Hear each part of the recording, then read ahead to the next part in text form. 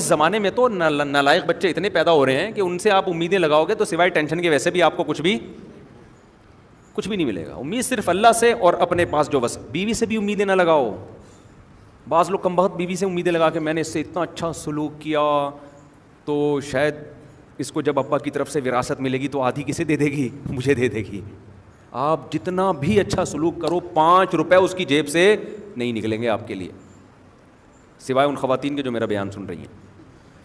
تو آج کل نہیں کوئی احسان مارکیٹ سے کیا ہے, شارٹ ہے. کوئی نہیں مانتا بھائی کسی کا احسان. وہ کہتی ہے تمہاری ذمہ داری تھی تو تم نے خرچ کیا, گیس کا بل تمہارا باپ دے گا اگر تم, میرا باپ دے گا اگر تم نہیں دو. اب اگر بیگم کہ دیکھو بیگم میں کتنا اچھا, میں گیس کا بل, میں بجلی کا بل, میں ڈلیوری کا خرچہ, آپریشن سے بچے ہوئے اس کا خرچہ, پھر بچوں کے لیے ڈبے کا دودھ الگ, اور تم جو فیڈ کراتی ہو تو تمہارے لیے 6 کلو دودھ الگ لگوایا میں نے, ٹھیک ہے نا, اور بچوں کی اسکولنگ اور حفاظتی ٹیکے اور پولیو کے قطرے, خرچے گنوانا شروع کروں نا تو قیامت آ جائے گی. میرے خیال ہے خرچے ختم نہیں ہوں گے. پھر تم جو آپریشن کے بعد اتنی ہو گئی تھی تو فٹنس کا خرچہ, آج کل یہ بھی ہے, جم کا بھی خرچہ ایک الگ سے آ گیا ہے. آپریشن سے بچے ہوتے ہیں, عورتیں اتنی چوڑی ہو جاتی ہیں تو پھر جم کا ایک الگ جم کی ٹینشن ہے.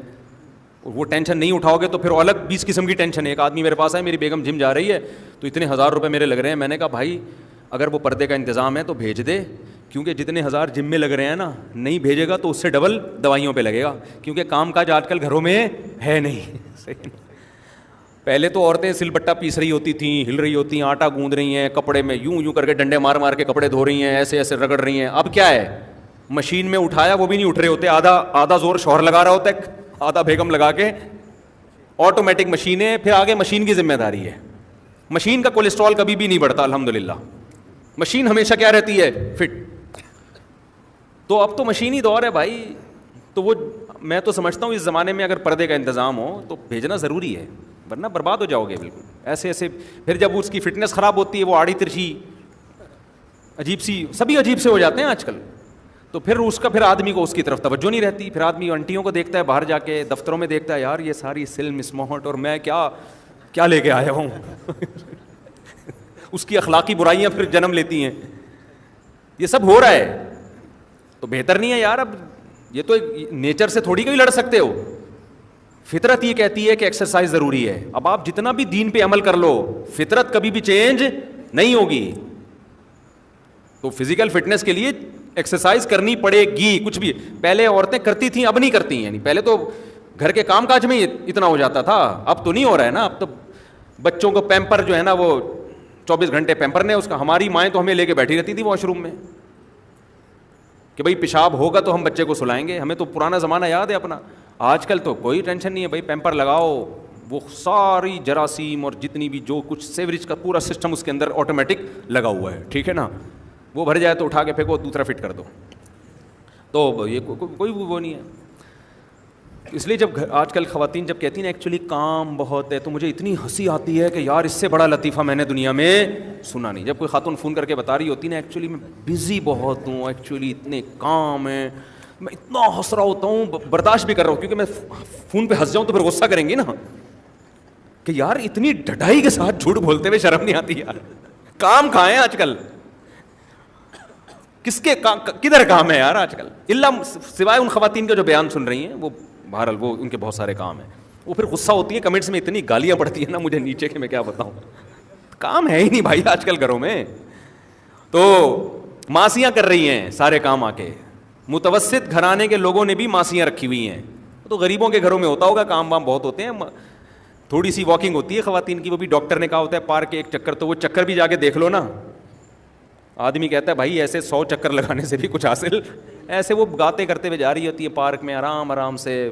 وہ بھی جٹھانیوں کی غیبتیں, ساسوں کی غیبتیں, اور کچھ وہی سارا, وہ بھی نیگیٹو زیادہ تر باتیں ہو رہی ہوتی ہیں. اس میں کولیسٹرول کم ہونے کے بجائے کیا ہوتا ہے, جب آپ نیگیٹو باتیں کرتے ہو نا تو ڈپریشن سے کولیسٹرول بڑھتا ہے, کم نہیں ہوتا. خیر بار بار کہہ رہا ہوں, وہ خواتین جو بیان نہیں سن رہی ان کی بات کر رہا ہوں میں. تو اب میں بھائی ایک بات جلدی سے, بات کو بہت لمبی ایران توران بہت ہو گیا. میں عرض کر رہا ہوں کہ آپ اپنے بچوں کو پالو, ان سے کوئی مالی امیدیں مت, بچوں کے فیوچر کی فکر کرو. میں اپنے بچے کو بنتا ہوا دیکھنا چاہتا ہوں, کیونکہ اللہ نے مجھے یہ امانت دی ہے, میں اس امانت کو ضائع نہیں کروں گا. لہذا بچہ اپنا فیوچر سمجھتا ہے عالم بننے میں، عالم بنا دو، کوئی بات نہیں بیٹا ہم نے تم سے، کیونکہ عالم بناتے ہوئے سب سے بڑا ڈر یہ ہوتا ہے یہ کم وقت ہمیں کھلائے گا نہیں، مولوی بن جائے گا تو اس کی تو ارننگ نہیں ہوگی. بھائی بچے کا دل اگر عالم بننے کا کر رہا ہے تو بچے کو کیا بناؤ؟ مولوی، کیونکہ ہم نے بھائی اس سے ہم نے تو کوئی پیسہ کموانا ہے نہیں. ہاں اکلوتا بچہ ہے اس کے بارے میں ڈر یہ ہے کہ آپ بوڑھے ہونے والے ہو اور اکلوتا بچہ ہے اور کمانے کا واقعی کوئی ذریعہ نہیں ہے، پھر مجبوری ہے کہ بھائی اس کو دکان پہ بٹھاؤ ورنہ ہم دونوں بھوکے مر جائیں گے. تو بھوک سے تو بچنا ضروری ہے نا. میں تو اوپر کی باتیں کر رہا ہوں، آج کل بھوک کی بات نہیں، بھوک سے اوپر کی چیز لالچ ہو رہی ہے.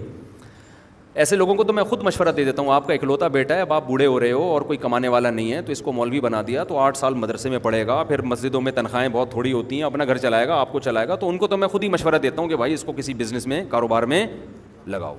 لیکن اور بھی ہیں تو پھر بھائی ان کو تو کسی اور چیز میں لگاؤ نا.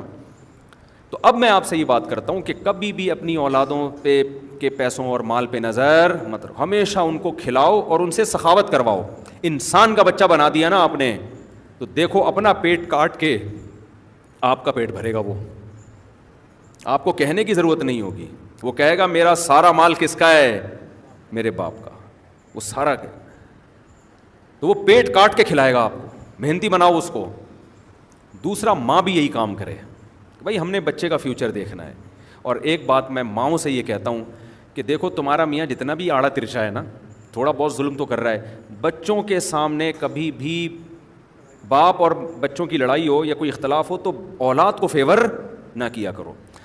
جو خواتین میرا بیان نہیں سن رہی وہ کیا کرتی ہیں کہ شروع میں تو شوہر کی ضرورت ہے، جوان شوہر ہے، کما کے کھلا رہا ہے، شوہر سے بنا کے رکھتی ہیں، طلاق بھی نہیں لیتی، خلا بھی نہیں لیتی. بھائی پیسہ آ رہا ہے کیا کرو، آنے دو. جب بیٹے جوان ہو گئے اور یہ کم بخت ہو گیا بڈھا، کم بخت نے بڈھا تو ہونا ہی ہے نا